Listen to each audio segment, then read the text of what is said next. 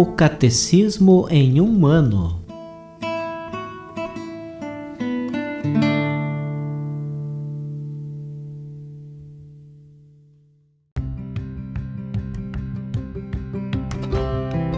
Olá, eu sou Yuri, seminarista da Diocese de Ponta Grossa, Paraná.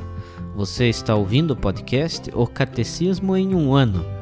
Vamos ler todo o Catecismo da Igreja Católica ao longo de 365 episódios.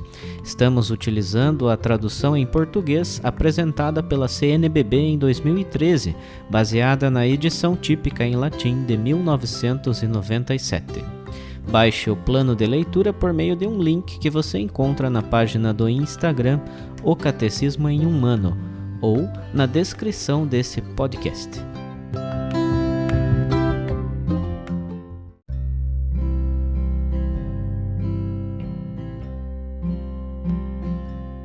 Chegamos ao dia 16 do nosso plano de leitura do Catecismo em um ano.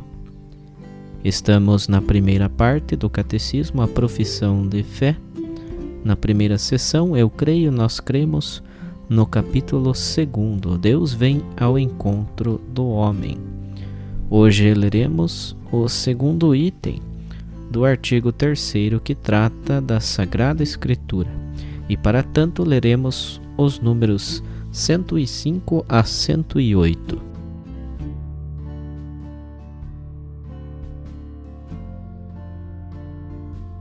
Segundo, inspiração e verdade da Sagrada Escritura. Deus é o autor da Sagrada Escritura. As coisas divinamente reveladas que estão contidas e são apresentadas nos livros da Sagrada Escritura foram registradas sob a inspiração do Espírito Santo. A Santa Mãe Igreja, segundo a fé apostólica, tem como sagrados e canônicos os livros completos, tanto do Antigo como do Novo Testamento, com todas as suas partes, porque escritos sob a inspiração do Espírito Santo. Eles têm Deus como autor e nesta sua qualidade foram confiados à própria Igreja. Deus inspirou os autores humanos dos livros sagrados. Na redação dos livros sagrados, Deus escolheu homens, dos quais se serviu, fazendo-os usar suas próprias faculdades e capacidades, a fim de que, agindo Ele próprio neles e por meio deles, escrevessem, como verdadeiros autores, tudo e só aquilo que Ele próprio queria. Os livros inspirados ensinam a verdade. Portanto, já que tudo o que os autores inspirados, ou agiógrafos, afirmam, deve ser tido como afirmado pelo Espírito Santo, deve-se professar que os livros da Escritura ensinam, com certeza, fielmente e sem erro, a verdade que Deus, em vista de nossa salvação, quis que fosse registrada nas Sagradas Escrituras. Todavia, a fé cristã não é uma religião do livro. O cristianismo é a religião da palavra de Deus, não de uma palavra escrita e muda, mas do Verbo encarnado e vivo. Para que as Escrituras não permaneçam letra morta, é preciso que Cristo, palavra eterna de Deus vivo, pelo Espírito Santo, nos abra o Espírito à compreensão das Escrituras.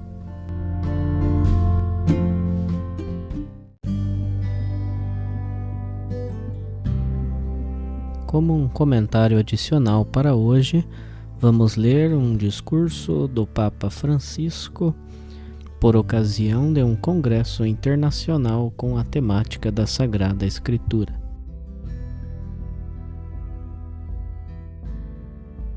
Discurso do Papa Francisco aos participantes no Congresso Internacional promovido pela Federação Bíblica Católica. Sexta-feira, 26 de abril de 2019. Irmãos e irmãs, a vossa reflexão desenvolveu-se em volta de duas palavras, Bíblia e vida. Também eu gostaria de vos dizer algo sobre este binômio inseparável. A palavra de Deus é viva, não morre nem sequer envelhece, permanece para sempre. Permanece jovem diante de tudo aquilo que passa e preserva do envelhecimento interior quantos a põem em prática. É viva e dá vida. É importante recordar que o Espírito Santo, o vivificador, gosta de agir através da Escritura. Com efeito, a palavra transmite ao mundo o sopro de Deus e infunde no coração o calor do Senhor. Todas as contribuições acadêmicas, os volumes que se publicam, estão e não podem deixar de estar a serviço disso.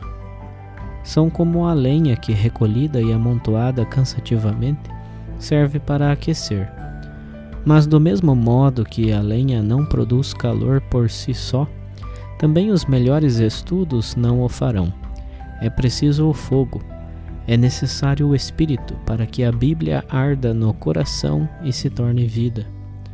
Então, a lenha boa pode ser útil para alimentar este fogo. Mas a Bíblia não é uma bonita coletânea de livros sagrados a estudar. É palavra de vida a semear, dádiva que o ressuscitado pede para acolher e distribuir, a fim de que haja vida no seu nome. Na igreja, a palavra é uma insubstituível injeção de vida. Por isso, as homilias são fundamentais. A pregação não é um exercício de retórica, nem sequer um conjunto de sábias noções humanas. Seria unicamente lenha. Ao contrário, é partilha do Espírito, da palavra divina que sensibilizou o coração do pregador, o qual comunica aquele entusiasmo, aquela unção. Muitas palavras chegam diariamente aos nossos ouvidos, transmitindo informações e dando múltiplos inputs. Muitas, talvez demasiadas, a ponto de superar muitas vezes a nossa capacidade de as ouvir. Mas não podemos renunciar à palavra de Jesus, a única palavra de vida eterna, da qual temos necessidade todos os dias.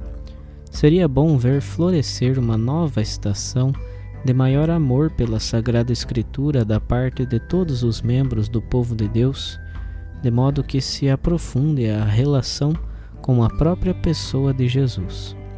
Seria bom que a palavra de Deus se tornasse cada vez mais o coração de toda a atividade eclesial, o coração pulsante que vitaliza os membros do corpo. O Espírito deseja plasmar-nos como igreja, formato palavra, uma igreja que não fale por si só nem de si mesma, mas que no coração e nos lábios tenha o Senhor e que aura diariamente da sua palavra. Ao contrário, a tentação consiste sempre em anunciar-nos a nós mesmos e em falarmos das nossas dinâmicas, mas assim não se transmite a vida ao mundo. A palavra dá vida a cada crente, ensinando a renunciar a si próprio para anunciar a ele. Neste sentido, age como uma espada afiada que, penetrando nas profundezas, discerne pensamentos e sentimentos, esclarece a verdade e fere para curar. A palavra leva a viver de modo pascal, como semente que morrendo dá vida, como uvas que através do lagar dão vinho, como azeitonas que dão azeite depois de passar pela prensa. Assim, suscitando radicais dons de vida, a palavra vivifica. Não nos deixa tranquilos, põe em discussão. Uma igreja que vive à escuta da palavra nunca está satisfeita com as próprias seguranças. É dócil à novidade imprevisível do Espírito.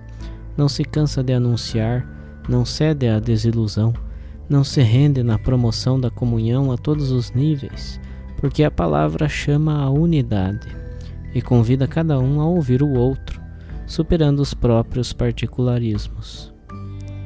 Por conseguinte, a igreja que se alimenta da palavra vive para anunciar a palavra. Não fala de si mesma, mas percorre os caminhos do mundo, não porque lhe agradam nem porque são fáceis, mas porque são os lugares do anúncio. Uma igreja fiel à palavra não poupa o fôlego para proclamar o querigma e não espera ser apreciada. A palavra divina que sai do Pai e é derramada no mundo impele-a até os confins extremos da terra. A Bíblia é a sua melhor vacina contra o fechamento e a autopreservação. É palavra de Deus, não nossa, e impede-nos de estar no centro, preserva-nos da autossuficiência e do triunfalismo, chama-nos continuamente a sair de nós mesmos. A palavra de Deus possui uma força centrífuga, não centrípeta. Não faz fechar para dentro, mas impele para fora, rumo a quantos ainda não foram alcançados. Não garante confortos tíbios, porque é fogo e vento. É espírito que faz arder o coração e desloca os horizontes, dilatando-os com a sua criatividade. Bíblia e vida, engajemo-nos para que estas duas palavras se abracem, a fim de que uma nunca permaneça sem a outra. Gostaria de concluir com uma expressão do apóstolo Paulo, que no final de uma carta escreve: "Quanto ao resto, irmãos, orai por nós." Assim como ele, também eu vos peço que rezeis. Mas São Paulo especifica o motivo da oração: para que a palavra do Senhor avance. Segunda carta aos Tessalonicenses, capítulo 3, versículo 1. Oremos e esforcemo-nos, a fim de que a Bíblia não permaneça na biblioteca, no meio de muitos livros que falam sobre ela, mas avance pelos caminhos do mundo e seja esperada onde as pessoas vivem. Faço votos a fim de que sejais bons anunciadores da palavra.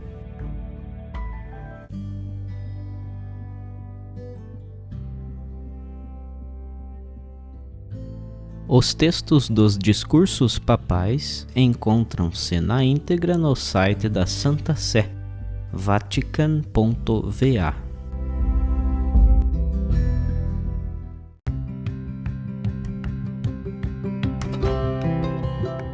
Você acaba de ouvir mais um episódio do podcast O Catecismo em um Ano. Continue nesse bom propósito de aprofundar o conhecimento e a vivência da fé católica e procure participar da sua comunidade. Rezemos por todos que estão fazendo esse caminho de leitura do Catecismo.